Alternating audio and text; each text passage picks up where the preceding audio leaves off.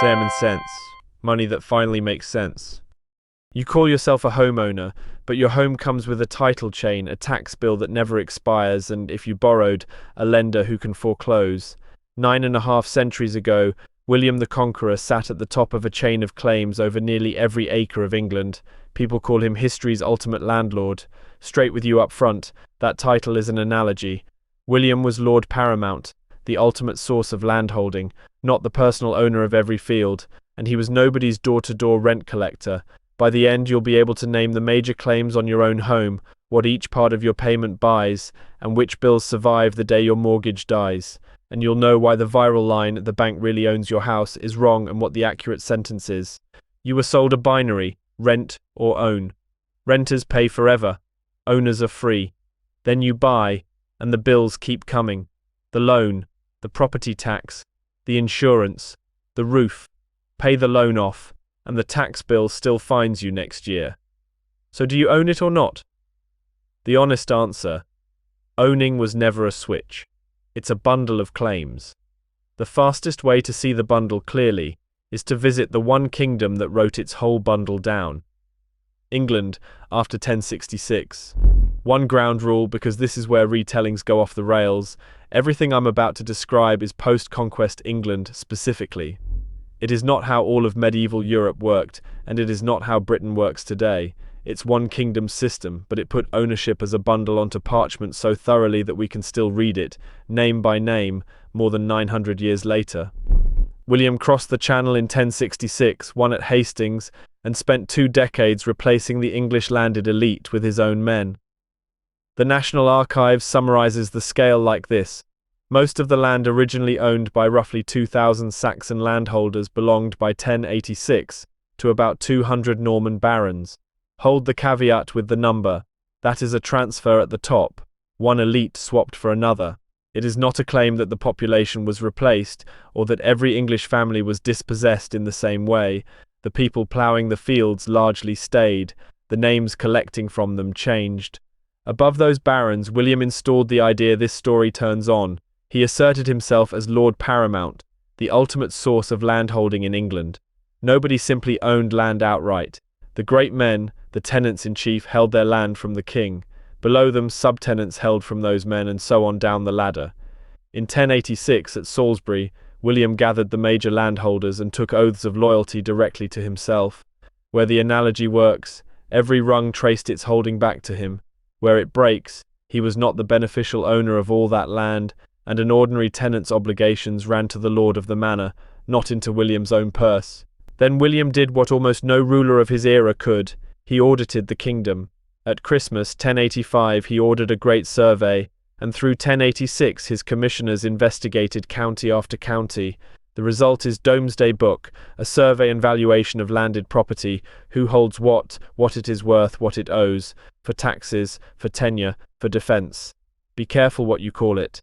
Domesday is not a complete census of the population. It is not a map, it is not a modern title registry, and it has holes. London and Winchester are missing, Durham and Northumberland are missing, and much of the northwest was never covered.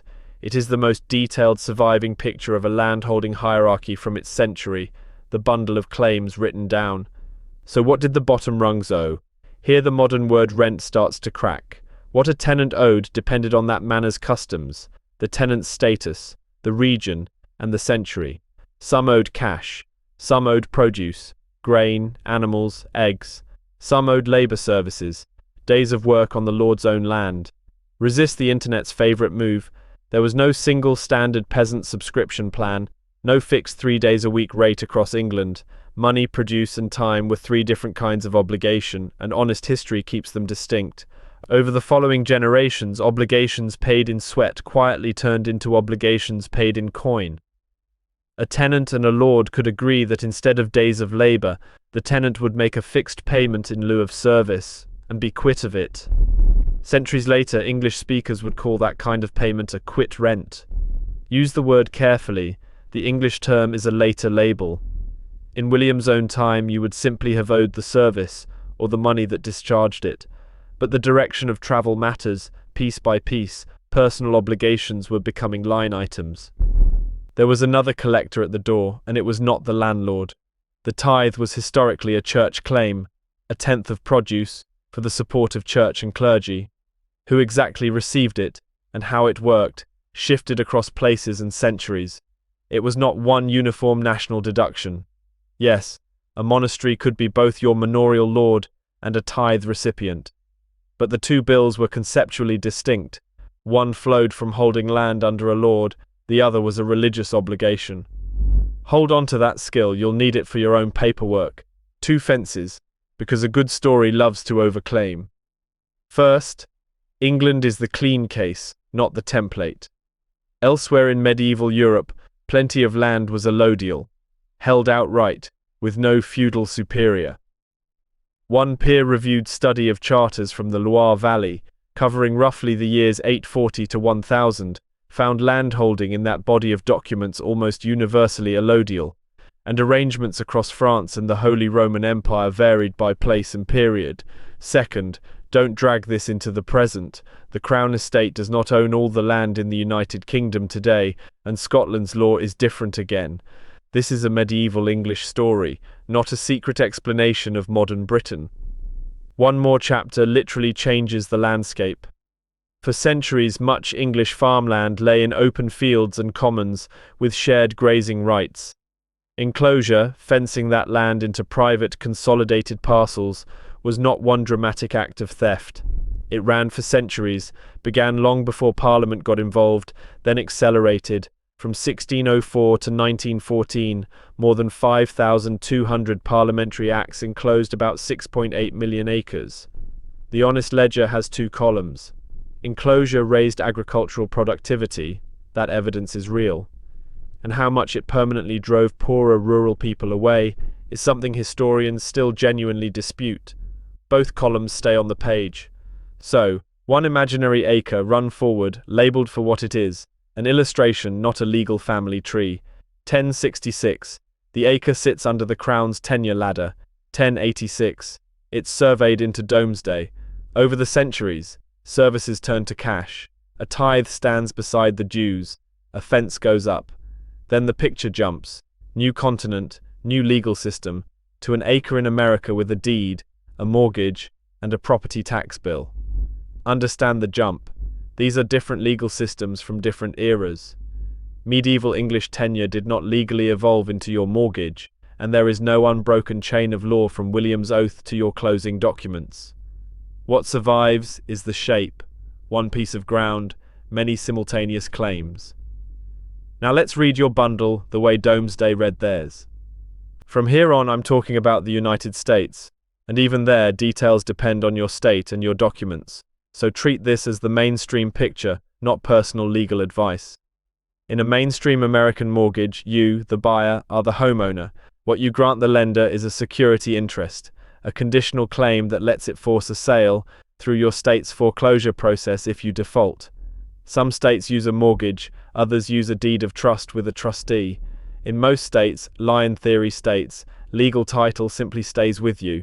In title theory states, the lender holds a form of title during the loan, but even there it is not an ordinary owner, and it is not collecting rent. So no, the bank is not your landlord, and it is not William. It holds one claim, with one trigger, defined by your documents and your state's law. Then there's the claim that outlives every loan, property tax. Here a seductive rhyme needs a hard correction. It feels like the old recurring obligation on land, a payment that never ends. Legally, it is nothing of the sort. Property tax is a public levy, set by state and local government to fund public services. If it goes unpaid, then under the applicable law the government can obtain a lien on the property and ultimately force a sale or foreclosure. That enforcement power does not make the government your landlord, and it does not make the government the ordinary owner of your home. The rhyme is thematic.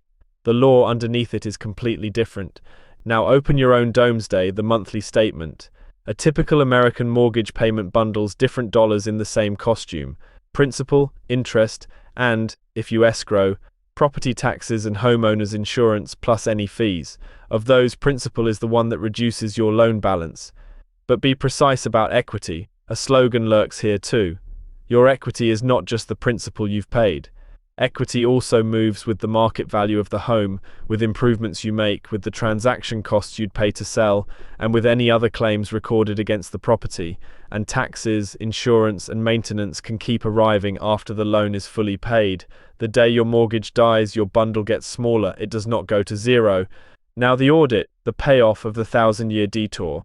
Step 1. Take your latest mortgage or escrow statement and label every dollar: principal, interest, property tax, insurance, fees. Step 2.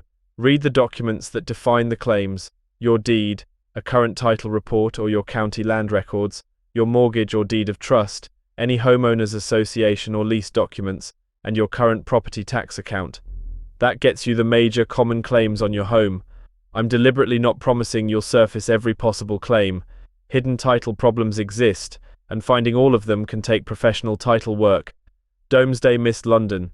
Your audit can miss things too, and it's still worth doing. Step 3. Fund the survivors. Taxes, insurance, and maintenance are the common ongoing costs that can outlive your mortgage. Give them a permanent line in your budget. One nuance on insurance. After payoff, your lender stops requiring it, but going bare on your largest asset is rarely wise, and other rules or contracts may still require coverage. Step 4. If you're weighing renting against buying, compare full costs against full costs, transaction costs, repair risk, how long you'll actually stay, and what else the down payment could earn.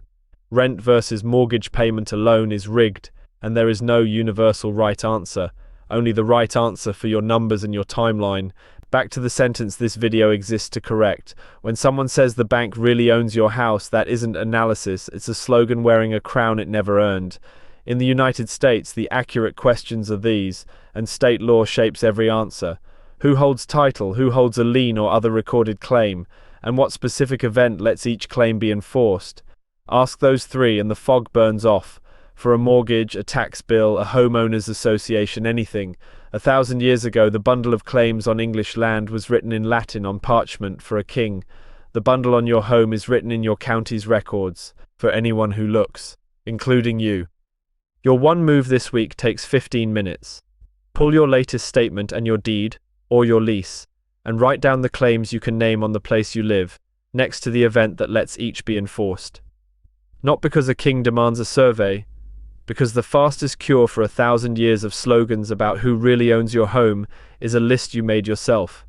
And next time, the man who could outcalculate everyone alive meets the one force his equations couldn't touch. Isaac Newton sold England's hottest stock, banked a fortune, watched everyone else keep getting richer, and put his money back in near the top. What one of history's greatest minds got wrong about money is probably what you're getting wrong right now. Subscribe so you don't miss it. So there it is, small boring moves that quietly win. If your money makes a little more sense now, hit subscribe to Sam&Cents. And the next one's right here, it picks up right where this leaves off. See you there.